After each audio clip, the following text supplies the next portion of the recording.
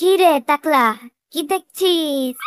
শুধু কি দেখলে হবে রে, খরচাও তো আছে।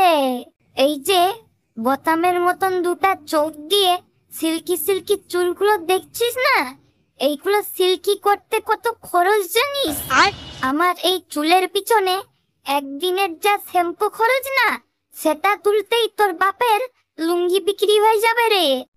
তারপর তো আবার কন্ডিশনার আছে, জেল আছে, ওগুলো আনতে গেলে তো নিচের দুটা সুপরিও ব্যস্ত হবে।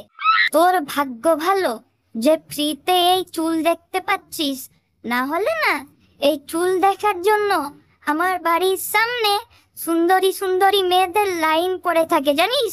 বলেন কি? একটা সেলফি নেওয়ার জন্য নাওয়া খাওয়া ভুলে বড় বড় সেলিব্রিটিরা সব আমার ঘরের সামনে লাইন দিয়ে দাঁড়িয়ে থাকে। শাহরুখ খান, সালমান খান প্রতিটা ফিল্মের আগে টিপস নেওয়ার জন্য চুল তৈরি করার আমার কাছে আসে।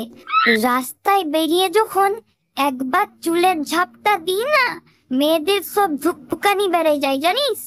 সুন্দরী সুন্দরী মেয়েরা সব আমার জন্য হাতের শিরা কাটছে, কেউ আবার ওটাও কেটে ফেলছে।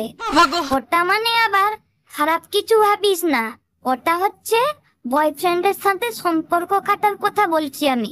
হাজার হাজার বয়ফ্রেন্ডের রাতে ঘুম হয় না যদি তাদের গার্লফ্রেন্ড আমি ছাড়িয়ে নিই। আর